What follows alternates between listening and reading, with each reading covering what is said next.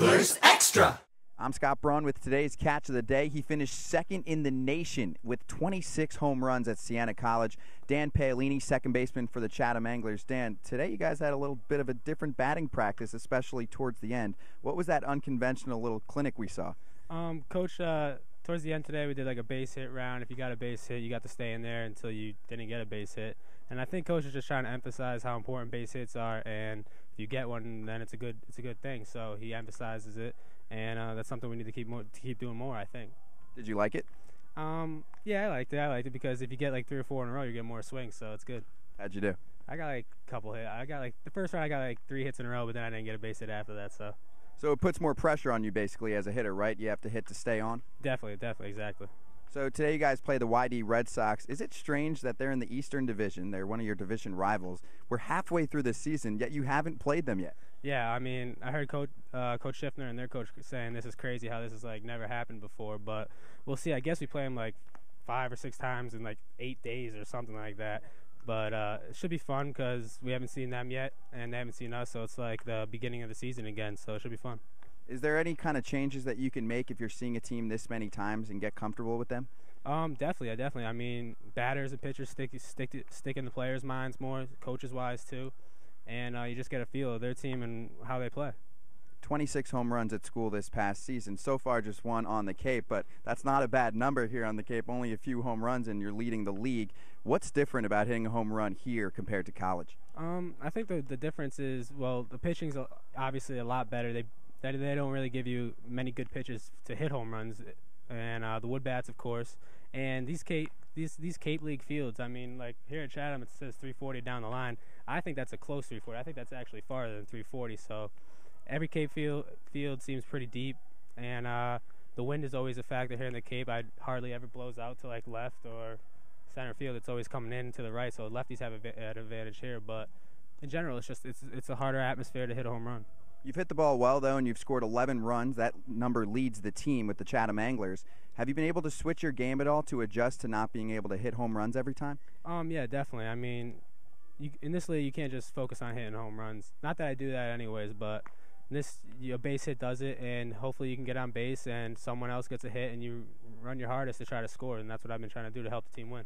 You're a strength guy, though, one of the hardest workers in the gym on the Chatham Anglers. What are some of the things that a hitter can work on to get stronger? Because you can't be too tight, right, with your swing? Yeah, you definitely can't be too tight because, especially in this league, working out a lot and playing every day, it's tough because it takes a wear and tear on your body. But you like to do like little things like light weights, like stay loose and stuff like that. But still, you want to maintain your strength. You don't want to not go to the gym and lose your strength because you definitely need it. So I just like to, I don't know, focus on different body parts daily and hopefully get stronger as the year goes on. Are there any certain parts that you should focus on as a hitter in terms of your body, working your strength and your muscles? And is there any parts that you need to avoid getting too big?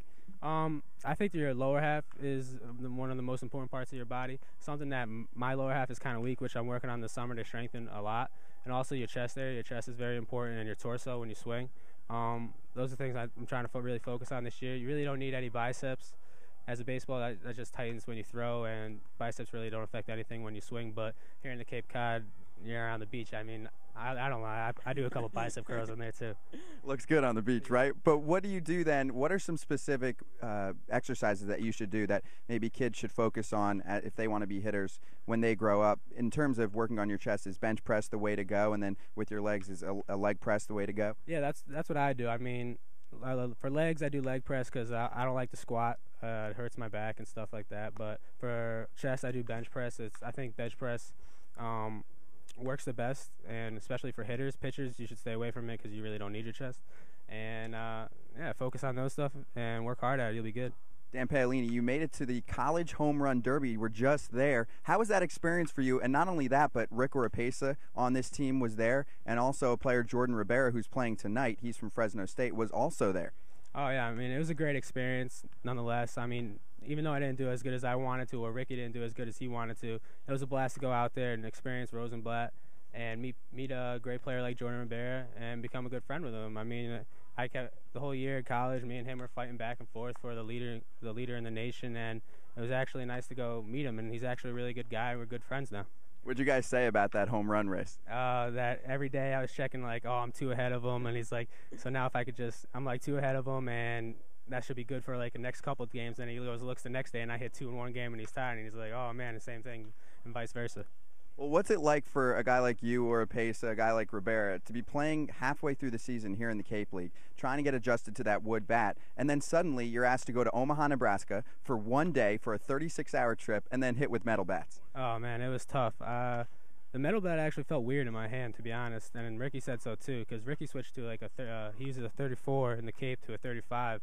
And you could tell he didn't look comfortable swinging, and I didn't look comfortable swinging my metal, because the metal and wood bat, they're weighted a lot differently. I don't care how many batting practice swings you take before the Derby. You're not used to it. You got to get adjusted, and it takes more than just a trip out there to get used to it. Dan Paolini, what are you looking for next year? What's your goal in terms of home runs? What's the magic number? 30. 30 home runs? Yeah. Okay, sounds good. Dan Paolini, thanks a lot. All right, thank you. He's Dan Paolini. That's the catch of the day, and I'm Scott Braun on the Cape Cod Baseball Network. Go Anglers!